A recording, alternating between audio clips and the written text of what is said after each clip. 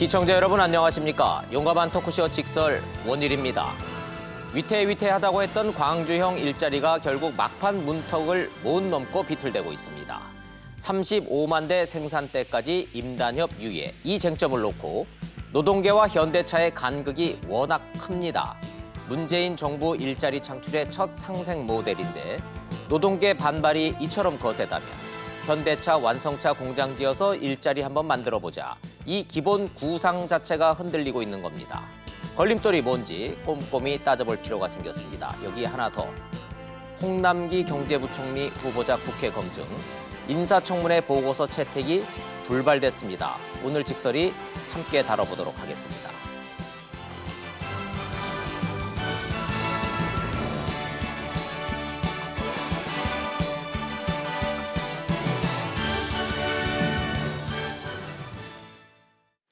함께 이야기 나눠주실 전문가 세 분 소개하겠습니다. 먼저 서강대학교의 김연학 교수님, 고려대학교의 조영철 교수님, 그리고 정철진 경제평론가님 세 분 나오셨습니다. 어서 오십시오. 네, 안녕하십니까? 안녕하세요. 반갑습니다. 임금을 줄이고 대신 복지를 늘려서 지역 일자리를 만들어보자. 광주에 현대차 공장을 유치해보자. 이른바 광주형 일자리 구상이었는데 노동계도 현대차도 어렵답니다. 도대체 뭐가 문제인지 양쪽 얘기 먼저 들어보시고 토론 시작하겠습니다. 노사민정협의회는 당초 오전 광주시와 현대차 간의 투자 협약안을 의결할 예정이었습니다. 하지만 지역 노동계가 일부 협약안 내용에 문제를 제기하며 협의회가 한 차례 연기됐습니다. 문제가 된 조항은 노사상생발전협정서 제1조 2항으로 신설법인이 35만 대를 생산할 때까지 임금 협상과 단체 협상을 유예한다는 내용입니다. 노동계는 이 조항에 대해 실정법 위반이라며 반발했습니다. 임단협을 5년 동안 유예할 수 있다는 조건이 될 수도 있는 그런 악용 수단으로 발생할 수 있다는 거죠. 결국 오후에 다시 열린 노사민정협의회에서는 이 같은 지적을 받아들여 내용 일부를 수정하는 조건으로 잠정 합의안을 의결했습니다. 문제가 된 제1조 2항 전체를 삭제하거나 35만 대 생산 달성 시라는 단체 협약 기한을 빼는 방안이 제시됐습니다. 현대차는 협의가 원만하게 진행되기를 바라지만 지금 나온 수정안을 받아들이기는 어렵다고 밝혔습니다. 이에 따라 예정됐던 투자 협약식도 무기한 연기될 전망입니다. 광주형 일자리의 첫 모델로 기대를 모았던 현대차 완성차 공장 투자 유치 사업이 마지막 고비를 넘길 수 있을지 주목됩니다. 들으신 대로 잠정 타결까지 갔던 광주형 일자리 최종 합의가 이러이러한 문제로 잘 안 됐다 이런 얘기입니다. 무슨 협약서 1조 1항 이렇게 나오면 시청자 여러분들이 헷갈리시고 어려워하시는데 이 내용부터 좀 쉽게 좀 한번 좀 풀어보겠습니다. 먼저 정철진 평론가님한테 사실관계만 좀 따지고 좀 넘어가 보죠. 문제가 됐다라고 하는 협약서의 1조 1항 뭐 그 조항이 저희가 궁금한 게 아니고 거기에서 보면은 연간 생산 대수가 35만 대 될 때까지는 임금도 협상하지 않겠다, 단체 협약도 협상하지 않겠다 이 조항이 문제가 됐다는데 다 좋은데 말이죠. 네.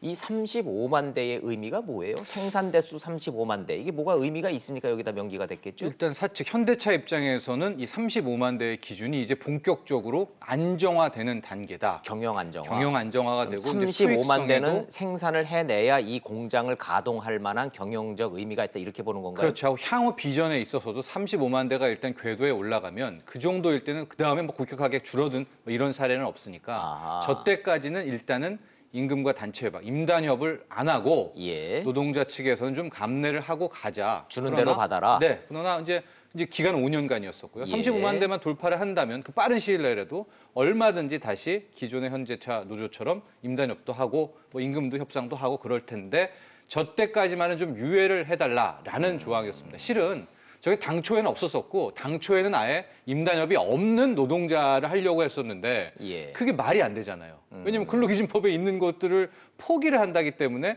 거기에 대한 또 하나의 수정안으로 저 35만 대 5년간 유예를 넣고 이제 거의 다 됐다 싶었었는데 이제 노동계가 끝까지 그건 말도 안 된다라고 하니까 저 조항을 어제 이제 또 어떻게 바꿨느냐.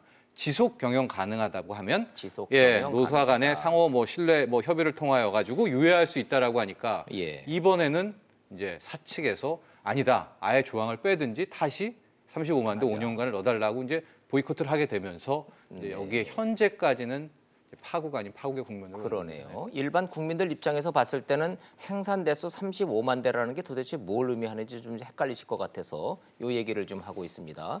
그 김현학 교수님, 네. 뭐 경험이 있으시니까 저희는 뭐 비전문가라 그 자동차 산업에 대해 잘 모르겠지만 자동차 공장이 35만 대를 생산해내야 지속 가능한 공장으로서의 생명력이 있다라고 하는 이거는 합리적인 기준입니까?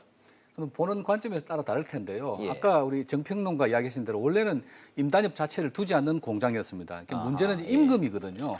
사실 현대자동차가 지금 생산 시설이 없거나 생산 인력이 없는 것은 아닙니다. 문제는 한국의 현대자동차 생산 라인의 인력들이 임금이 너무 비싸기 때문에 예. 글로벌 경쟁력이 없다. 그래서 현대자동차가 여기에 투자하는 한 가지 이유는 임금이 그 본 공장보다 싸기 때문에 본사보다 싸기 때문에 여기 투자해서 어떻게 해서 경비를 절감해 보겠다라고 하는 취지거든요. 요 대목에서요. 예. 시청자들 그럼 질문. 도대체 얼마나 싼 겁니까?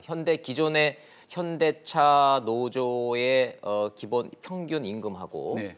지금 얘기가 되고 있는 광주형 일자리에 지금 제시된 임금하고가 뭐 천차만별이기는 하겠지만 수치로 얼마나 싼 수치로는 겁니까? 신입사원 기준으로 73% 수준, 즉 현재 현대자동차 근로자들보다 27% 정도 싼 임금으로 일을 하게 되는 것입니다. 주 44시간 일을 하는 조건으로 3,500. 초봉 3,500이다. 예. 그럼 광주 지역에 지금 현재 그 기술직 그 고등학교 졸업한 이른바 구직자들이 젊은이들이 예. 3,500만 원 44시간이면은 받는 직장이 없죠. 없죠. 예. 예, 괜찮은 직장인 거죠. 현대자동차의 임금 수준이 워낙 높다 보니까 아하. 현대자동차 대비 27% 낮다는 것이지 실제로 다른데 이만한 직장 뭐 대졸 초임도 좋은 데 가야 그 정도 받을 수 있는 수준이니까 그러면 그 지금 말씀하신 그 수치는 현대차 노조도 지금 억셉트하는 동의하는 현대차 수치입니까? 노조에서 나온 수치입니다. 73% 좋습니다. 수준이라고. 예, 좋습니다. 자, 그러면 임금이 낮은 매력 때문에 현대차가 광주에 한번 내려가 볼까 고민했다라는 말씀까지 했고요. 예. 노조 입장에서는 그 반대죠. 만일에 낮은 수준의 임금으로 공장이 잘 돌아가게 되면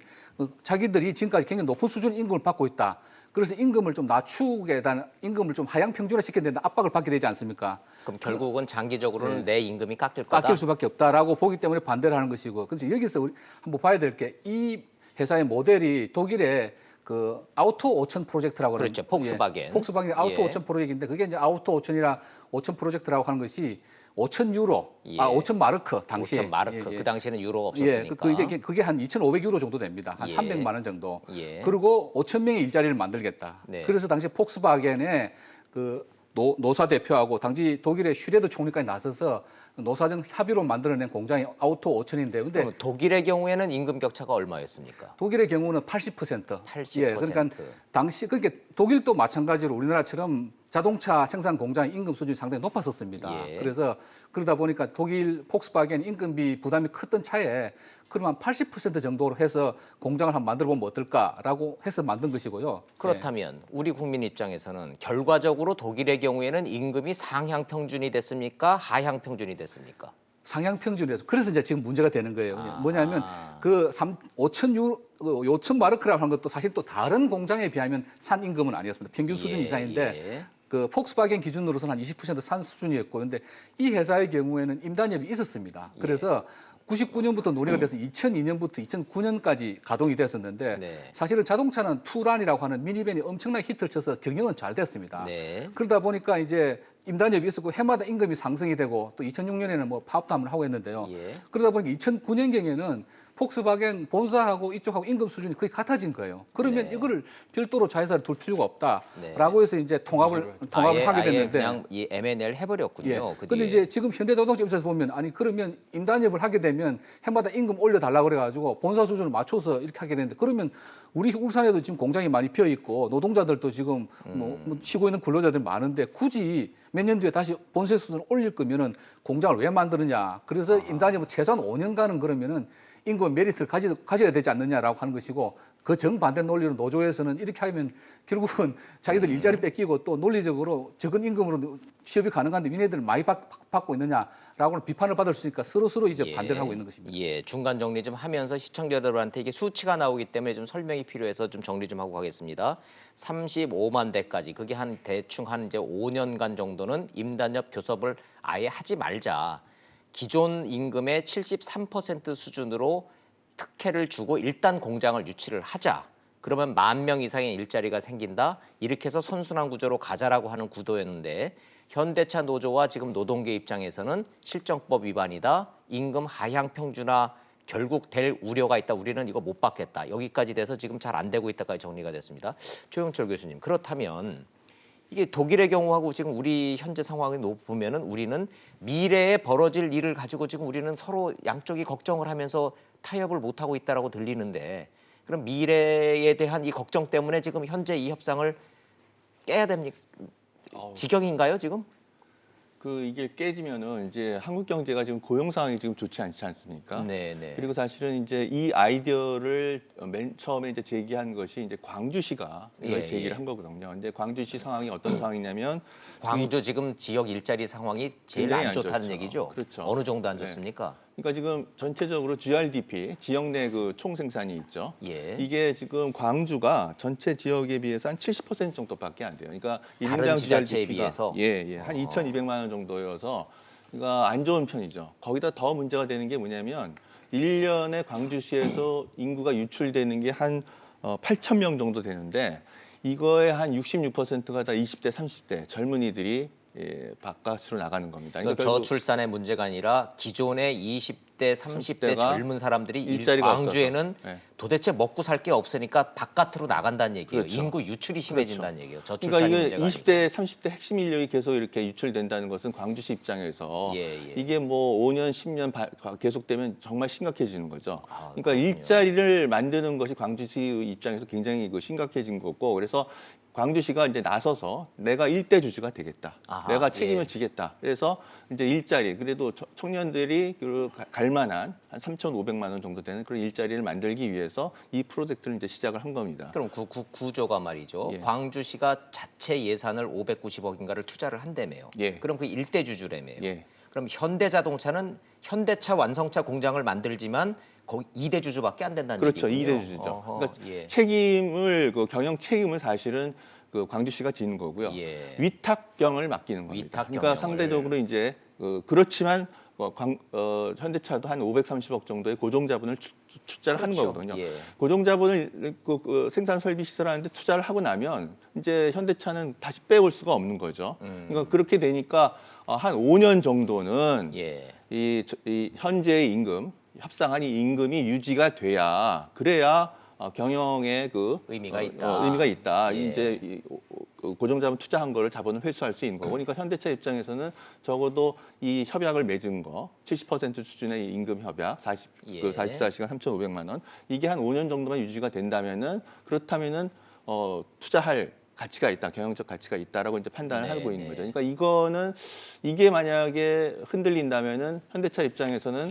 사실은 공장이 지금 시설이 모자른 게 아니거든요. 어차피 네, 현대차는 지금 네. 설비 과잉은 설비는 과잉이죠. 있는 거니까 굳이 여기에다가 투자가 들어갈 필요가 없는 것이고, 그러니까 현대차가 뭐 억지를 쓴다 이렇게 보기는 어렵습니다. 현대차 현대차가, 입장에서는 예. 나름대로 합리적인 만약에 이게 안 입장이죠. 된다 그러면 현대차 입장에서는 아쉬울 건 없는 거죠. 그렇죠. 현재 예. 지금 자동차 판매 대수나 영업이익 적자 폭 이게 줄어드는 속도를 보면 그렇죠. 여기다 더 투자해서 공장 하나를 더 만들어 국가적 차원에서 뭐를 한다면은 뭐 좀 생각해 보겠지만 돈을 더 벌 수 있다라는 확실한 보장은 없는 거죠. 그렇죠. 예, 예. 근데 이제 이게 성공을 한다면 현대차 입장에서 굉장히 좋은 그 성공 모델이 예. 이제 나오는 거니까, 그래서 이렇게 이제 노사 간의 협상을 통해서 임금을 좀 낮추고 그래서 예. 상생하는 성공 모델이 나오는 거니까 그럼 바람직한 거죠. 한번 물론. 생각해 보자라는 예. 거였는데 이거 뭐 좀 저희가 뭐 현대차 걱정해줄 입장은 아니고요. 예. 광주 입장에서 정철진 위원장님 좀 네. 광주가 얼마나 절박한 사정인지는 좀 시청자 여러분들한테 설명할 필요는 좀 있어 보여서 네. 광주 상황 아까 보여드렸던 표를 좀 다시 한번 좀 보여드리면서 좀 말씀을 좀 하겠습니다. 일자리 개요에 보면 광주시는 절박하니까 뭐 땅도 주겠다, 뭐 건물도 져주겠다, 예산도 내겠다, 뭐 이런 거잖아요. 그렇죠. 공장 하나 만드는데 세상에 7천억씩이나 들어갑니까? 그렇습니다. 하고 저 7천억도 조금 이따 좀 논의를 하겠지만은 실은 이제 산업은행이 투자를 하니까 예. 엄밀히 말하면은 이제 일종의 세금 국가 돈이 들어가는 거예요. 그러니까 즉 그러니까요. 이게 예. 제가 그 말씀 여쭤보려고 네. 그랬는데 국민 입장에서 봤을 때는 네. 광주시가 일대주주라고 조영철 교수님이 지금 설명을 해주셨지만 7천억씩 중에 590억인데 그렇죠. 그럼 나머지 저 대다수의 돈은 어디서 나오지 봤더니 결국 산업은행 돈이더만요. 맞습니다. 빚이더만 빚. 그래서 이제 뭐 그 네티즌 댓글 보면은 좀 잘 모르시는 분들은 예. 지역 광주에서 590억, 예. 현대차가 530억. 30억. 그럼 1,000억이면은 자동차 공장 하나 지어? 그렇게 이제 생각을 하시는데 그게 그렇지가 아니에요. 않고요. 이제 예, 산업은행에서 거의 7조, 거의 한 1조 원 정도는 있어야 저 정도의 생산 이게 공장을 만들 사실상 수가 있는 준 겁니다. 공기업이군요. 저렇게 되면. 그렇게 이제 어쨌든 세금이 들어가 국가 돈이 예, 들어가게 국가 돈이 되는 들어가는 건데 거죠. 준공기업이 아니라 공기업이죠. 공기업. 예, 광주시가 일대 주주고 일대 정부 주주니까 돈이 다 뭐 그렇게 정부 정의를 돈 내린다면 이제 들어가고, 할 예, 수가 예. 있는데 근데 최근에 이제 설문조사 같은 걸 보면은요 광주의 지역 주민들은 열렬히 환영하고 있습니다. 예, 왜냐하면 예, 예. 직접 고용 같은 경우에는 생산직 그다음에 아마 관리직은 경력으로 뽑을 것 예. 같은데 한 1,000명, 1,100명 정도가 되는데 솔직히 말하면요. 네. 경기가 좋아서 막 이 활성화가 돼서 상승기였다면은 솔직히 말하면 다른 지자체나 중앙 입장에서 봤을 때 일반 국민들이 봤을 때는 아니 광주광역시가 일자리 만드는데 왜 국민 세금이 들어가야 되고 왜 중앙정부 예산이 들어가고 내가 낸 세금이 왜 광주 사람들을 위해서 써야 돼라고 반대 목소리가 나올 법도 한데 예, 하지만 지금은 네. 광주 상황이 심상치가 않은 거죠. 그렇죠. 게다가 지금 보니까 이게 1,100명이 아니라 연관 효과. 왜냐하면 그 공장 하나가 들어서면 밥집 주변에 생길 것이고요. 밥집 생기고, 예, 그분들이 예. 또 어쨌든 주말에는 어떻게 해야 되고 하니까 연관 효과에서 지금 광주 쪽에서 한 10,000명 정도의 간접 고용까지 합치면 생겨난다라고 하니까 아하. 광주 지역 사회에서는 굉장히 큰 이슈인 거니까 그다음에 그러면 어떻게 이제 해서든 식당 좀 생기고 편의점 생기고 그렇죠. 노래방 생기고 이러면 예, 뭐 지역 경제가 세탁방 뭐 어디 돌아갈 거 돌아가게 아니에요. 되는 거죠. 예. 이제 소위 말하는 상권이 형성이 되게 되니까 그러면 젊은 사람들이 굳이 광주를 떠나지 않아도 되고 네. 지역 경제가 살아난다 이제 이런 내용인데 그렇죠. 근데 그거는 조금 사실 짚고 넘어가는데 반대론자들 이제 주장하는 것도 실질적으로 그만한 효과가 없다라는 거고 저도 뭐 기업 경영을 해본 예, 사람으로서 그 투자 효과는 상당히 과장돼 있는 것은 분명해 보입니다. 아, 그래요? 지금 그럴 수 7천억이 들어간다고 하는데 네. 사실 그 비슷한 예로 이제 동이오토라고 충남 서산에 예. 기아차 협력 회사가 있습니다. 모닝을 23만 대를 생산하는데 네. 1,400명이 근무를 하고 있습니다. 직접 고용은 직접 1,400명. 1,400명입니다. 그래서 지금 1,100명 간접 1,000명에다 간접 고용이 11,000명이라고 그러는데 자, 지금 연산 한 7만 대 생산하면은 동이모터스에서 한 3분의 1 정도 수준이지 않습니까? 예. 그러면 한 500명 정도면 된다는 이야기고요. 예. 부품은 아마 기존에 이게 뭐 시장이 갑자기 생기는 시장이 아니고 결국 현대가 울산 공장에 생산하는 걸 일부 가져오는 거기 때문에 부품 공장이 갑자기 새로 생길 네, 일은 네, 없고요. 네. 앞에 뭐 식당이나 그런 건 조금 생기겠죠. 그래서 사실은 11,000명 이렇게 하는 것은 굉장히 가장 뭐 그냥 이상적인 경우로 상정한 예. 것이고 실제로 그 투자 대비 그만한 고용 효과나 이런 것이 있느냐에 대해서는 좀 의문입니다. 다만 그럼에도 불구하고 저도 이 프로젝트를 찬성하는 것이 이게 하나의 모델이 돼가지고 예, 예. 민간 그러니까 노사정 민까지 좀 들어가지 않습니까? 예. 이렇게 협력을 해서 새로운 모델을 만들고 특히 이제 우리나라 자동차 생산 공장의 경우에 임금비가 너무 비쌉니다. 제조업 네, 평균 네. 임금이 2배도 넘고 네. 그러다 보니 글로벌 경쟁력이 잃어가고 날로 지금 국내 생산 캐파는 줄고 있고 공장을 계속 해외로 보내고 있거든요. 네. 그래서 사실은 임금 수준에 대해서는 너무 과도하다. 어느 정도의 그 조정이 필요한데 이렇게 만일에 광주 공장이 성공을 하게 되면은 어느 적정 수준의 우리나라 자동차 생산 공장 임금이 어느 정도인가를 보여주는 어떤 바로메터가 될 수 있거든요. 예, 예. 그런 의미에서 굉장히 상징적인 의미는 큰 것이고, 예. 그다음에 실질적으로는 보면은 딱 그 재무적으로 들여다보면은 그렇게 뭐 굉장히 뭐 이익이 많이 이거 난다거나 자체에서 무슨 뭐 아닐 수도 있다. 예. 속된 표현으로 대박이 나는 공장이 될 수도 없고 예. 그 앞에 갑자기 그냥 무슨 뭐 거대한 상권이 생겨서 뭐 이렇게 하는 것도 과장된 전망일 수는 있지만 예. 근데 조금만 덧붙이면 제가 제 입장이 아니라 이제 광주시에서도 너무 저도 좀 과장된 게 아닌가 얘기를 했는데 광주시에서 저 만개 일자리는 어떻게 나왔느냐. 실은 이번에 반값 저 일자리라는 것은 3,500만 원은 현금으로 주지만 한 3천만 원 수준의 사회적 임금을 준다는 게 실은 아우터 5천도 그렇고 이제 취지거든요. 사회적 임금이라고 교육 하면 서비스를 제공한다든가 주거 서비스를 제공한다든가 그럼 집 주고 교육 시켜준다는 얘기가 그 또 얘기예요. 예, 교통 같은 것도 그러니까 광주시 예. 입장에서는 뭐 저 친구들이 아이 낳고 하면은 뭐 보육 같은 거에서 또 일자리가 나올 수가 있다. 또 출퇴근할 때도 이제 사회에서 그러니까 지자체에서 도와주게 되니까 거기서도 또 일자리가 나올 수가 있다. 네. 또 뭐 체육관도 일해야 되니까 체육관 하면 체육관에 또 일자리 뽑을 거 아닙니까? 예, 그러니까 이제 이상적인 거는 맞지만 그 만개라는 것이 예, 예. 우리가 아까 말한 그거와는 조금 다른 개념이어서 네.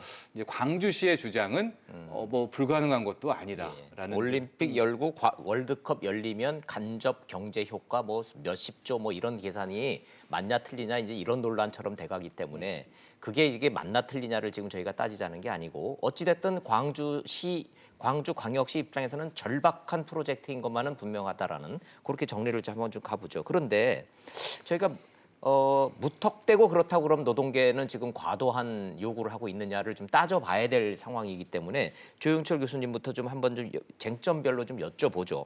먼저 근로시간과 임금만 놓고 봤을 때 현대차 입장에서는 노조가 지금 과도한 요구하고 있다. 노동계 입장에서는 현대차가 속된 표현으로 날로 먹으려고 한다. 지금 이런 이제 주장이 맞서고 있어요. 표를 좀 보여드리죠. 임금과 근로시간.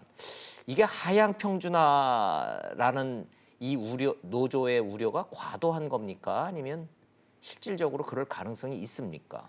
저는 실질적으로 가능성이 높은 그런 그 우려라고 생각합니다. 그러니까 이게 저게- 시작이 되면 하향 그렇죠. 평준화로 갈 거다라고 보시네요. 그렇죠. 그러니까 지금 현대자동차는 공장의 설비가 지금 상당히 여유 시설이 있는 거고요. 네. 근데 이제 광주에 공장을 세웠는데 거기가 임금 수준이 낮다라고 예. 한다면은 이제 물량을 배정을 할 때 굳이 그 임금이 높은 분야의 그 울산 공장에다가 그 자동차를 생산하기보다는 임금이 싼 광주에서 생산을 하는 것이 그 유리하니까 네. 이렇게 당연하겠죠. 할 가능성이 높죠. 그러니까 노조는 당연히 그걸 우려할 수밖에 없죠. 기존의 그 현대 기아차 기존 조합원들은 그럼 우리 이제 물량이 중장기적으로 줄어들겠네. 그러면은 이제 나는 급여 수준이 어려워지고 예. 그러면 고용도 조금 이제 불안해지는 거 아니야? 이런 그 우려를 하는 것은 굉장히 합리적인 그건 그런 예상이라고 합리적 할 수 있죠. 위기감인 거죠. 그렇죠. 예, 충분히 예측 예. 가능하기 때문에 예. 그래서 현대차 노조의 긴급 성명서를 봤더니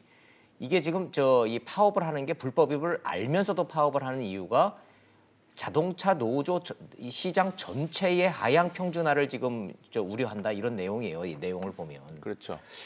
그래서 여쭤보는데 현재 73%니 80%니가 중요한 게 아니라 노조 입장에서는 현대차 울산 공장의 일감도 현재는 일감이 부족한데 현대차 노조 평균 임금 자꾸 1억이라고 언론에서는 비판하지만 여기에는 특근 수당, 휴일 수당 이게 이 시간의 수당을 포함해서 한 거고 기본급은 얼마 안 되는데 이 일감이 광주를 뺏기면 우리는 기본급만 딱 받고 나면 오히려 광주보다 우리가 덜 받을 가능성도 있다. 이것도 과도합니까? 아니면 합리적인 의심입니까? 뭐 덜 받는다고 말할 수는 없습니다. 왜냐하면 이제 현대차 그건 그래요? 정규직 초임이 예. 물론 52시간 기준이지만 3,800만 원으로 일단 초임 자체가 높기 때문에 덜 받는다라고는 그건 좀 지나친 얘기지만 덜 그렇지만 받기는 구조적으로 어렵다. 현재 수준보다 떨어질 가능성이 굉장히 높은 거죠. 높다. 그러니까 그 우려는 예. 합리적인 우려고 그 걱정에 따라서 이제 하향 평준화다. 이게 이렇게 그 노조가 반발하는 것은 노조 입장에서는 또 당연한 그런 반발이라고 생각을 합니다. 그런데 예. 이제 문제는 이걸 어떻게 이제 우리가 할 거냐인데 양측에서 양보를 해서 한국 경제 발전을 위해서 이게 지금 그 성사되는 방향으로 나가야 되는 것은 이제 맞는 거죠. 그러니까 광주시의 그를 위해서도 그렇지만 한국 경제의 이 장기적인 발전을 위해서도 이런 방향으로 나가야 하는 것은 맞는 방향이죠. 네. 자, 어찌 됐든 조금씩 양보해서 타결을 전제로 해놓고 협상을 해야 된다고 지금 조영철 교수님은 지속적으로 말씀을 하고 계시는데 뭐 9분 응선에서 무너지고 8분 응선에서 자꾸 제가 엎어지는 거 보면은 이 협상은 좀 난망은 난망인 것 같아요. 어떻게 어디서 지금 이 실마리를 좀 찾아야 된다고 보십니까? 글쎄요. 뭐 결국은 제가 생각할 때는 키는 노조가 쥐고 있다고 생각됩니다. 노동계가 쥐고 있는 거다. 노동계가 근데 말씀하신 일단 실정법 위반이기도 합니다. 왜냐하면 이제 그것도 우리나라가 틀린 얘기는 아니죠. 예, 지금 우리나라가 임금 협약 유예 최대 2년까지 할 수 있게 돼 있는데 네. 지금 5년 정도를 유예하자는 것이니까 실정법 일단 위반이기도 하고 그러면 이제 뭐 법을 또 고쳐야 되는데 아니면 예. 특별법을 만들든지 그런 사실 준비가 안 된 상태에서 이제 이렇게 나오니까 노조의 주장이 이제 뭐 엉터리는 아닌데 사실 우리가 한번 현상을 한번 놓고 봐야 됩니다. 지금 2010년부터 네. 우리나라 자동차 회사들이 해외 생산이 국내 생산보다 많아졌고요. 지금은 6대 4 정도로 해외에서 60% 생산하고 국내에서 40%를 생산합니다. 그렇다면 현대 기아차만 놓고 봤을 때 국내 생산 대수를 보통 언론에서 한 120만 대 이렇게 얘기를 하잖아요. 아니 한 300만 대 정도 됩니다. 삼- 국내 소비가 국내가- 120만 대. 국내 소비가 예. 120만 대, 생산은 300만 대. 근데 이제 소비는 국내가 15고 해외가 85거든요. 그러네요. 그러면- 극단적으로 보면 이렇게 계속 높은 수준의 임금을 유지하게 되면은 국내에서 생산하는 120만 대가 최저로 보면 그렇고 나머지 수출 물량에 대해서 경쟁력이 없는 것이 제가 누차 말씀드렸지만 현대기아차의 1인당 평균 그 생산성이 7억 5천만 원 매출액이 7억 예. 8천 5천 이렇게 되는데 이 바로 옆 나라 토요타는 15억이거든요. 생산성이 예. 2배인데 임금 수준은 제가 뭐 정확한지는 모르겠습니다. 제가 본 자료에 의하면 토요타는 8,200만 원 평균 네, 임금이 네. 현대자동차는 9,600만 원 이렇게 나오거든요. 물론 이제 야근 특근 수당 다 포함한 근로시간이 조금 깁니다. 한국의 자동차 기업이 일본의 자동차 기업보다 단순 비교해 봤을 때 평균 임금이 높다라고 한 말씀하시는 20% 정도 건가요? 높은 걸로 나오고 생산성은 절반으로 나오거든요. 보시는 표가 저 그 얘기군요. 독일보다도 일본보다도 우리가 더 높다. 9천만 원이 높아서 1억에 육박한다. 지금 이 말씀을 지금 하고 예, 있는데 저는 이제 현대차하고 기아차 아니 현대차하고 토요타 예를 들고 저는 이제 전체 산업 평균을 말씀을 예, 하시는 예. 어쨌거나 우리나라 자동차 임금 수준이 최고 수준인 건 맞는데 자동차 한 대당 팔리는 가격은 우리나라가 그렇게 고급차가 많지 않기 때문에 독일이나 일본의 절반 정도밖에 안 된다는 거죠. 그렇죠. 예, 그렇기 예. 때문에 지금 임금 수준이 높은 건 사실이고 그렇다고 해서 뭐 임금을 깎을 수는 없지 않겠습니까? 그러니까 예. 앞으로 임금 상승분을 억제한다든지 지나친 그 노동 쟁의 행위를 억제한다 해서 어쨌거나 글로벌 수준으로 임금 수준을 맞춰 장기간에 타겟을 두고 맞춰 나가야 예, 되는데 예. 현재처럼 계속 해마다 이렇게 파업을 하게 되고 임금 수준 계속 올리게 되면 결국 5년 뒤 10년 뒤 되면 지금 조선업이 하고 있는 구조조정 그러니까 경착륙을 할 수밖에 없는 그런 상황이 올지도 모른다. 아하. 그렇기 때문에 노조도 어느 정도는 이게 앞으로 우리가 지금까지 수준이 상대적으로 높은 수준의 임금을 계속 가져갈 수는 없겠구나라고 하는 걸 인지를 하고 그런 인지한 상태에서 협상을 나서야 되는데 우선 내 이익은 양보할 수가 없다라고 이렇게 되면은 더 이상 한 발짝도 못 나가게 됩니다. 네, 네. 근데 이제 독일 자동차보다 이제 임금 수준이 더 높다고 이렇게 나오는데 그게 맞긴 한데 저거는 이제 근로 시간의 차이를 감안을 하셔야 예, 됩니다. 이제 지금 그 질문을 지금 드리려고 하는 건데 우리가 9천만 원이고 독일이 8천만 원이고 일본이 7천만 원이야 그러니까 우리가 임금 수준이 저 완전히 저 인건비 비중이 저렇게 높으니까 현대기아차 그래서 망하는구나 이렇게 생각하실까봐 제가 여쭤보는 건데 사실은 이 임금이라는 거는 근로 시간하고 대비를 해봐야 돼서 시간당 임금을 따져봐야 되는데 노조 측 주장을 들어보니 우리가 9천만 원이라 치자. 그런데 우리는 야근 작업하고 철야 작업하고 주말에도 근무하고 이래서 받는 총액인데 우리 몸 팔아서 번 임금인데 이거를 마치 뭐 독일이나 일본보다 우리가 일은 똑같이 하고 임금은 많이 받는 걸로 하는 건 억울하다.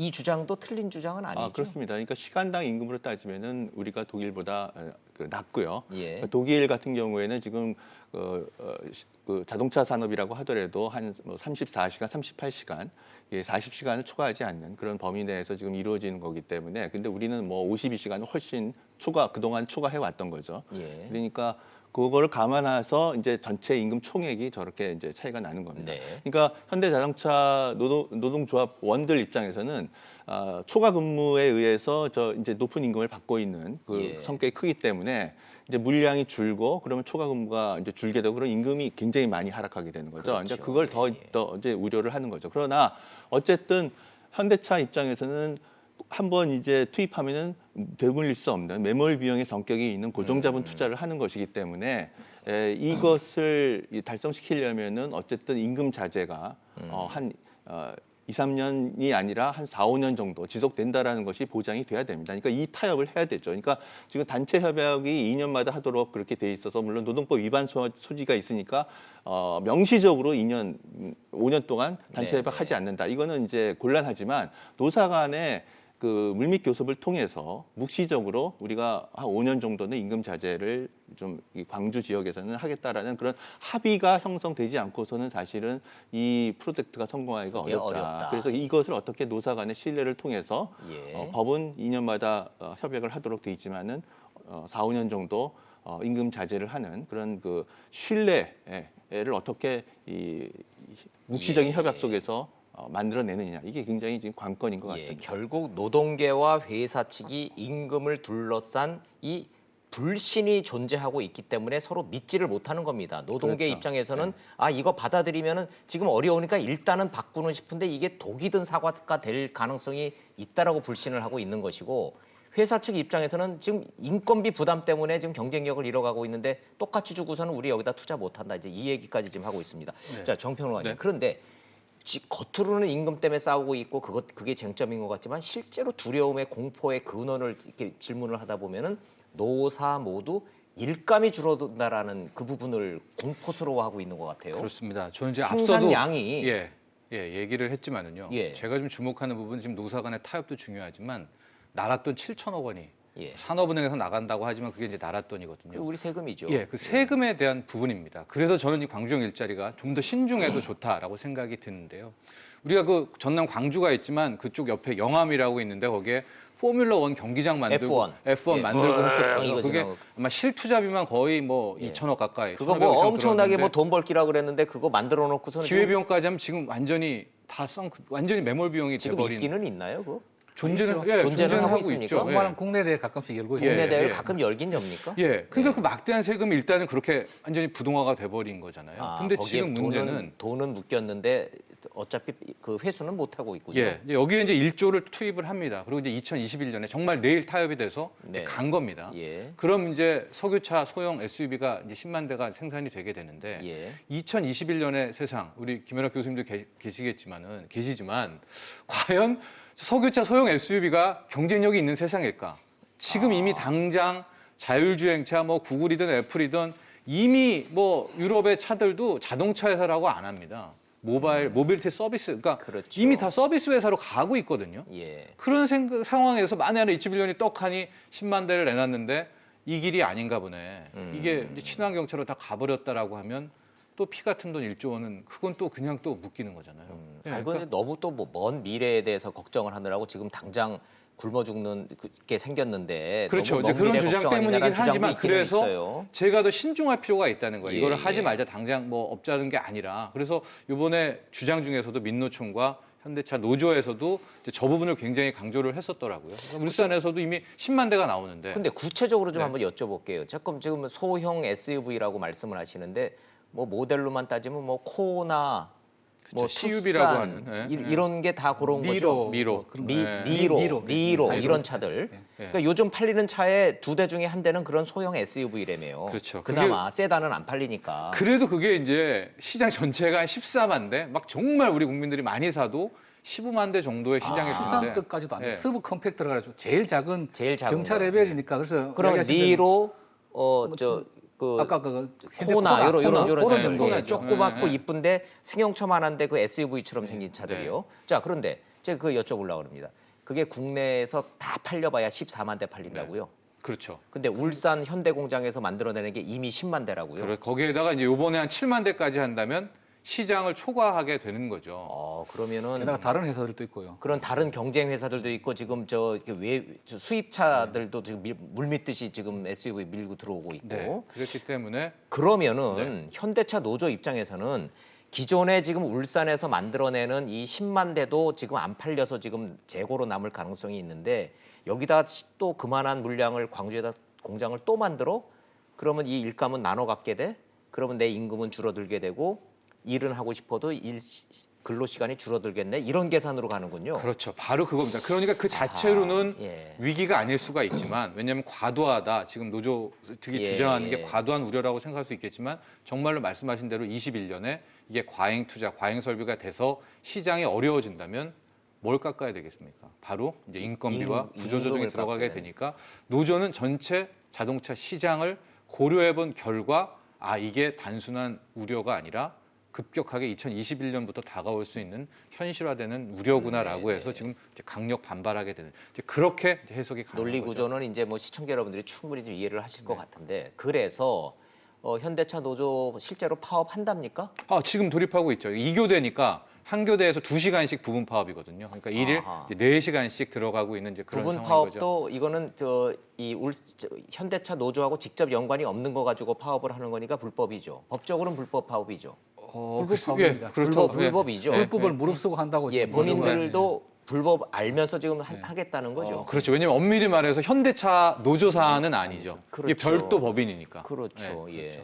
그 이제 법인도 지금 설립이 안 돼 안 있는 돼 있는 법인도 그러니까 안 된 걸 안 돼 있는 가지고 사안인 파업을 거죠. 하겠다 그러니까 불법인데 불법인 줄 알면서도 우리가 파업하는 사정에 대해서는 이제 충분히 설명이 된 것 같은데 이거 저 토론을 하면 할수록 자꾸 지금 비관적인 시나리오로 가고 있어서 자동차 산업이 그렇게 비관적입니까? 한국 예, 저는 그렇게 봅니다. 그래서 우리 정평론가도 말씀하셨지만 저도 뭐 기업체에서 투자를 굉장히 오랫동안 담당해 봤는데 제 돈 같으면 여기 넣을 수가 없죠. 공적 기금이 들어가기 때문에 하는 거고. 교수님 같으면은 교수님이 지금은 현대자동차의 CFO라면은 이 돈 여기다 투입하기는데 반대하실. 그렇게 현대자동차가 530억으로 19%만 지분 출자하고 그리고 경영에는 자기 전혀 참여 안 하겠다. 예. 그야말로 뭐 속된 말로 하청업체, 협력업체로서 우리 차의 위탁 생산 맡겨 경영 니네를 찢고 뽑든지 알아서 하고 우리는 최악의 손실 보는 건 530억 투자 지분만큼만 손해 보고 안 되면 털고 나오겠다. 안 되면 털고 왜냐하면 나온다. 현대자동차 예. 여기다 뭐 7천억씩 넣을 수는 없거든요. 지금 네. 생산 과잉인데. 네. 그래서 아까 말씀드린 저는 재무적으로나 실질적 고용 유발 효과 같은 경우에는 상당히 그 광주시에서 기대하는 거는 조금 지나친 기대 사항이 너무 많다는 느낌이고요. 다만 그럼에도 불구하고 이런 것들이 하나 상징적인 저는 이벤트가 된다고 보는 거죠. 꼭 자동차뿐만 아니고 어떤 고용 사정이 어려운 지역에서 그 정부도 나서고 지자체도 나서고 민간 기업 합작해서 뭔가 고용을 창출해주는 예. 그러려면은 사실은 기존의 대기업들 특히 노동자들은 약간의 그 손실이 불가피하게 발생할 수가 있습니다. 네네. 그런 부분에 대해서는 또 지나치게 너무 노조 측에다 많은 희생과 양보를 강조한다면 그것도 문제지만 어느 정도는 또 지금 사실은 저는 그렇게 생각합니다. 한국의 현대자동차 노조가 만일에 앞으로 자동차 산업이 5년 뒤, 10년 뒤에도 계속 발전하고 엄청나게 매출 성장된다. 라고 기대를 한다면은 이렇게 강하게 반대는 안 할 겁니다. 아하. 알고 있거든요. 이 자동차 예. 산업이 계속 하락 일로로 가고 있고 임금이나 고용 사정도 점점 좀 나빠질 것 같다라는 걸 알기 때문에 조그마한 이런 어떤 뭐 한 1,000명 정도 고용한다는 이런 가지고도 굉장히 지금 반대를 하고 예민하게 있는 거예요. 예민하게 반대하는 예, 것 예. 자체가 노조 간부들이나 노조 직원들도 앞으로 상황이 점점 어려워질 거라고 하는 걸 알고 있다는 거죠. 자동차 산업의 미래가 이게 먼 미래가 아니라 당장 10년 뒤가 현 일감과 현 임금을 유지하기가 어려울 정도로 나빠질 것이다라고 거기에 계신 분들이 먼저 겁을 먹고 있는 알고 거네요. 있죠. 소비자들보다는. 조 교수님도 그 점에 대해서는 동의하십니까? 이 자동차 산업의 미래가 근데 너무 이렇게 시나리오를 비관적으로들 말씀들을 하시니까 이 타결책이 안 나올 것 같아서 좀 여쭤보는 그러니까 겁니다. 그렇게 비관적이기 때문에 예. 현재 상태에서 그대로 머물러 가지고는 경쟁력을 지금 어떻게 잃는다. 확보할 수가 없는 거죠. 그렇기 때문에 돌파구로서 새로운 모델을 지금 추구를 하는 겁니다. 그래서 현재 이 높은 임금 수준, 현재 그 불신에 쌓여 있는 노사 관계를 유지해 가지고는 그리고 이제 자동차 산업이 엄청난 이제 변화가 이루어질 텐데 네. 내연 기관이 퇴출되고 전기차나 뭐 수소차나 하여튼 새로운 그 형태로 바뀌고 이런 데서 이제 새로운 이게 물결을 그 경쟁력을 확보를 해야 되는데 현재 상태 그대로 있어가지고는 여기서 오히려 더 비관적이죠. 예, 그러니까 새로운 어떤 상생 모델로서 임금도 낮추고 경쟁력을 확보하고 이런 거를 하는 겁니다. 그리고 이제 그 산업은행이 이제 들어간 거에 대해서 이제 우려들을 하시는데 뭐 충분히 타당한 지적이라고 생각을 합니다. 근데 산업은행이 지금 완전히 결정한 것은 아니고요. 네.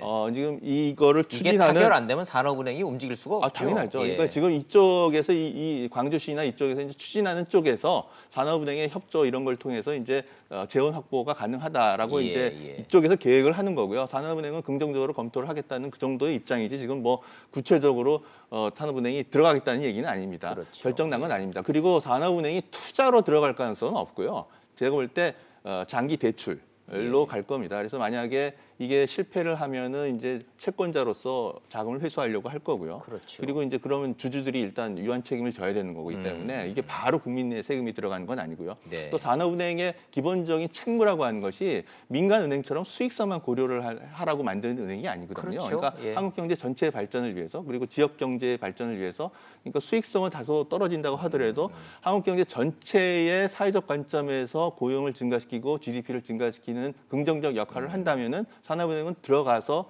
지원을 하는 것이 그 공금융기관의 또 의무예요. 예, 그러니까 그러기는 예, 그런 그렇기는 의미에서 이제 합니다만은 지금 대출해줄 사실 금융기관이 없습니다. 산업은행밖에 예, 예. 없죠. 없죠. 산업은행이 예, 돈 한계입니다. 가진 데가 예, 산업은행밖에 딴 없기는 민간에서는 한데 투자를 안 할 겁니다. 국민 입장에서 바라봤을 때 산업은행이 이런 식으로 들어가고 이렇게 거대하게 투자해가지고 재미 본 업종이 있긴 있나요? 한국 GM도 17%나 들어갔지만 뭐 거기서도 그렇게 뭐 재미 본 것 같지는 않고. 추가 8천억도 됐지만 예, 또 여기 예. 뭐 신설 산업은행 법인들이 출자에서 나오고 재미 본 있죠. 경우는 네. 별로 없는데 저는 더 걱정이 그럼 자본금 2,800억 중에서도 광주시하고 현대차가 40%를 내면 나머지 60%는 재무적 투자를 받는다고 그러는데 저는 그게 뭐 KDB가 아닌가 산업은행이 아닌가 생각했는데 산업은행이 순수하게 대출만 해준다면 나머지 60% 지분 그 재무적 투자가는 그럼 또 어떻게 구할 것인지 예. 그 부분도 사실 굉장히 난망일 거로 예, 생각됩니다. 역시 CFO 출신답게 그 저 투자 지분까지도 벌써 이제 그 연구를 해보셨군요. 그래서 7천억이라고 하는 어찌됐든 것이 뭐 자기 자본금해서 산업은행까지만 들어오면은 나머지 또는 뭐 그 투자금을 모아서 간다라는 그 기본 구상은 나와는 있더구만요. 이게 정부에서 강력하게 추진하는 안건이기 때문에 예.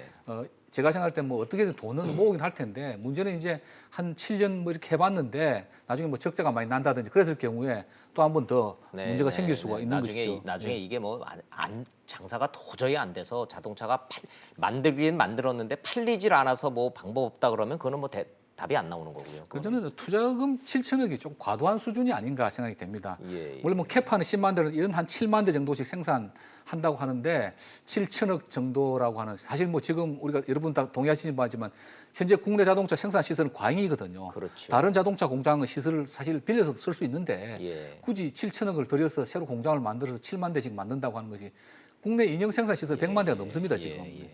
저도 뭐 저 자동차 전문가는 아닙니다만은 비전문가 입장에서도 자동차 업계에 계신 분들 얘기를 좀 들어보면 현대 기아차가 그동안 수십 년 동안 70% 이상의 내수 시장을 독과점으로 안정적으로 확보를 하면서 경쟁력을 높여왔는데 지금 다 아시다시피 뭐 지하 주차장 가보면은 절반은 다 수입차고 현대 기아차 뭐 저 소나타 아반떼급 뭐 100대 팔아봐야 벤츠 BMW 한 대 파는 것보다 돈이 안 되니까 이런 상황에서 과연 이게 공장 하나 만드는 게 얼마나 돌파구가 될지에 대해서는 뭐 기대 반 우려 반입니다만은 자 어찌 됐든 뭐 자동차 산업 미래를 걱정하고 있는 시간이 아니니까 광주형 일자리로 다시 좀 돌아와 보죠. 정평론가님. 네.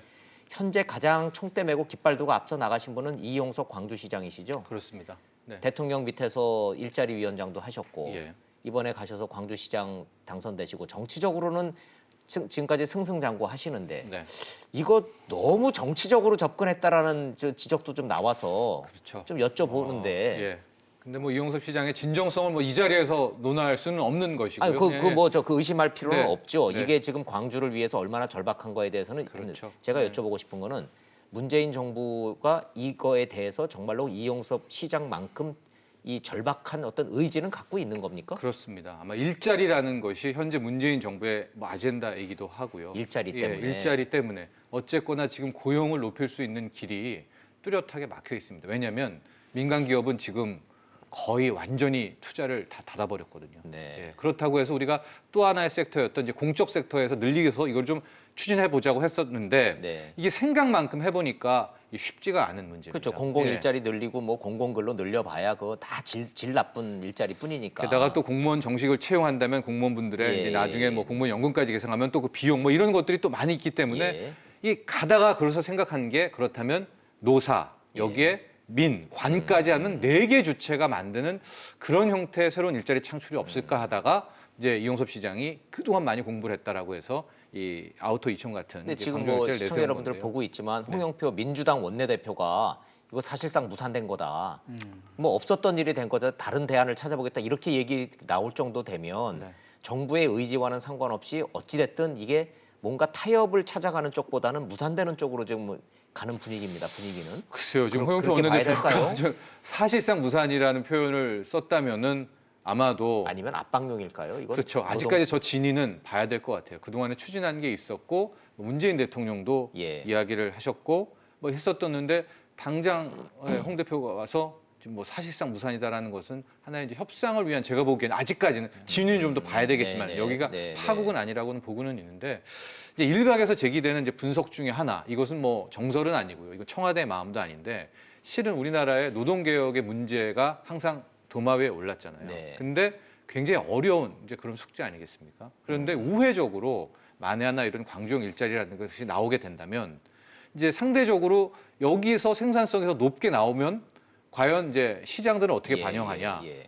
아, 이제 앞으로 이런 식으로 이제 노동자들과 노조가 가야 되겠다라는 또 다른 비전이 나올 게 되고 그렇다면 자연스러운 뭐 우회적인 노동 개혁이 될 수 있지 않느냐라는 아하. 생각도 해서 예. 정부에서는 이것을 광주를 굉장히 밀어줬다라는 이제 해석도 있긴 합니다. 이거는 실은 이제 확인되지는 아니 않았지만 제가 저기에 저 발언에 주목을 하는 이유는 현실적으로 이렇게 되니까 한국 GM이 있어서 지금 저 팔이 날리고 있는 군산에서 그다음에 조선업이 망해서 지금 팔이 날리고 있는 거제에서 광주형 일자리 그거 잘 안 돼요? 그럼 우리한테 오세요. 우리가 한번 해볼게요. 이렇게 나오기 때문에 그거를 지금 여쭤보는 건데 그 가능성 있는 대안입니까? 좀 다른 대안 찾아본다라는 저 발언. 그러니까 지금 이제 정부 입장에서는 이게 자동차 산업이라고 하는 좁은 틀에서 지금 보고 있는 것이 아니라 한국 경제 전체 발전이라고 하는 관점에서 지금 보고 있는 일자리 겁니다. 창출. 예, 그러니까 이게 지금 시작이 2014년에 윤장현 광주시장이 그 공약으로 내세워가지고 예. 그때 광주시장 당선되고 나서 그때부터 쭉 추진을 했던 거예요. 맞아요. 예, 그래가지고 이제 이용섭 그 광주시장이 되면서 이어서 이제 하고 있는 거고 그다음에 문재인 대통령 대선 공약 때 이게 지금 들어갔던 겁니다. 예. 그리고 이제 이것은 이제 이게 성공을 하게 되면은 이거로 끝나는 것이 아니라 지금 중국에 진출한 우리 그 대기업들이 많지 않습니까? 네. 지난번에도 그 조세 감면 혜택을 줘서 네. 해외에서 유턴하는 기업에 대해서 조세 감면 혜택을 주겠다 이렇게 이제 했는데 요게 그것만 성공하- 갖고는 사실은 되지가 않죠. 근데 지방자치단체 이런 것들이 성공을 하면 사실은 지금 중국에 진출했던 대기업들이 중국의 임금도 굉장히 많이 올라갔고 그렇죠. 예, 노사관계도 예. 이제 상당히 이제 만만치 않아졌기 때문에 아하. 이제 후회하는 그 대기업들이 많이 생긴다는 거예요. 예. 그래서 이런 광주형 그런 모델 같은 것이 성공을 하고 임금을 저임금으로 낮추고 노사 간의 신뢰 관계해서 하면 자동차 산업 말고 돌아온다 가전 이거죠? 제품이라든가 이런 것들이 실질적으로 들어올 수가 있죠. 지난번에 법인세 감면 혜택 갖고는 사실은 대기업이 유턴이 네, 그건 안 쉽지 오죠. 않죠. 예, 근데 이런 그거 것들이 하나 보고 성공한다면 계세요. 예. 자동차 산업 말고 가전 산업이라든가 뭐 여러 가지 산업들이 유턴 가능성이 실제로 있단 말입니다. 그러니까 예, 이거는 예. 문재인 정부 입장에서는 자동차 산업의 이 광주형 일자리 그걸로 문제가 되는 게 아니라 한국의 제조업을 다시 부활시키고 중국에 갔던 것들 유턴시키고 이런 것들을 전체적으로 고려해서 이걸 성공시켜야 된다라고 이제 판단을 하는 거고 네. 그런 의미에서 이거는 굉장히 그 대선 공약에 들어갔던 그런 그것으로서 난 굉장히 중대한 의미가 있다고 생각합니다. 그래서 현대자동차 노조도 이걸 자동차 산업이라고 하는 그런 좁은 틀에서 아니라 네. 민주노총, 금속노조라고 하는 전체적인 틀 속에서 이 살아나가야 될 방향, 이렇게 좀 포괄적인 그 관점에서 봐야지 현대 기아차 노조 이렇게 봐서는 좀 곤란하다. 이렇게 좀 지금이야말로 민주노총, 금속노조, 한국노총이 리더십을 발휘해야 될 그런 시기다라는 전 그렇게 생각합니다. 그러게요. 예, 그 뭐 이제 오르신 말씀인데 현실적으로 다른 대안 찾겠다라는 게 그럼 광주에서 그런 식으로 안 된다 그러면 군산이나 거제로 확 돌려버리겠다. 이거는 대안이 됩니까? 안 당연하죠. 됩니까? 민주당 입장에서는 이거는 지금 뭐 안 하겠다는 게 광주 아니죠. 뭐 일자리 만드는 그런 차원을 넘어서서 지금 한국의 경제 발전, 한국의 일자리 문제를 해결하려고 하는 거거든요. 한국의 제조업 부흥 예. 이런 거기 때문에 뭐 광주에서 실패를 한다면은 이게 포기할 수 있는 일자리가 아니죠. 이건 예. 경제사회 노동위원회 차원에서도 지금 진행되고 있는 거고 네. 그렇다면은 그거를 군산에다 하면 사실은 군산에는 공장 자동차 공장 그대로 있는 거고요. 있으니까. 훨씬 적은 라인이 수입으로 놀고 있으니까. 가능한 예. 거니까 뭐 안 되면 이쪽으로 가는 거죠. 예. 기술적으로 이게 모든 악마는 디테일에 숨어 있다고.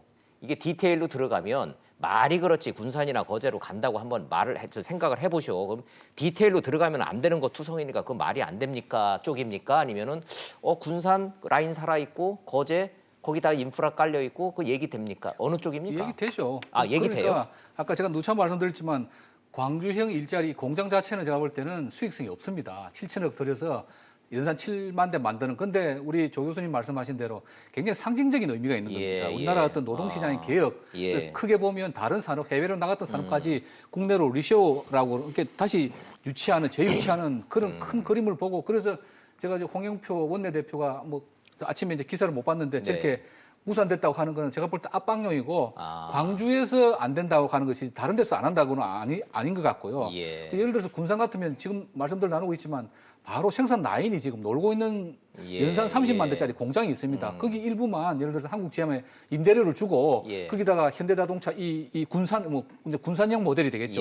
들어가면 7천억이 아니라 훨씬 적은 비용으로 할 수 있고 어차피 또 자동차 숙련공들 지금 많이 실직해 있지 않습니까? 거기 몇천 명이 실직해 있는데 그분들 아마 저 정도 임금이고 다른 뭐 복지 뭐 이런 정도의 수준이면은 충분히 오실 거고요. 예. 또 우리가 아까 잠깐 이야기 나눴지만 이 광주시가 재정 자립도 굉장히 낮습니다. 그래서 이 590억을 광주시에서 출자를 하고 예. 뭐 예를 들어서 다른 비용도 된다고 그러지만 아마도 중앙정부에서 교부품을 해서 이 건 때문에 특별히 지원하는 액수가 많이 있을 겁니다. 아니, 지금 국회에서 지금 예산이 통과가 안 돼서 그렇지만 그 말씀 제가 또 헷갈릴까 봐 미리 안 드렸는데 말씀을 해주셨으니까 그게 지금 예상 편성돼 있는 게 지금 2천억입니다. 2천억. 저희가 국민들이 낸 세금 중에 2천억을 떼어내서 광주형 일자리 이거 성사시키려고 지금 예산 실탄을 정부가 2천억이나 준비하고 있는 겁니다. 지금 그거 광주로 내려보내겠다는 그러니까요. 거고요. 광주가 만일 예. 정 안 되면은 군산으로 가는 것이고요. 예. 군산이 지금 제일 유력. 그래서 제가 볼 때 이번 안건에 대해서는 야당도 그렇게 반대를 안 하고 있습니다. 야당 반대 그러니까 안 지금 없어요. 현대차 예. 노조 말고는 전 국민들도 물론 이제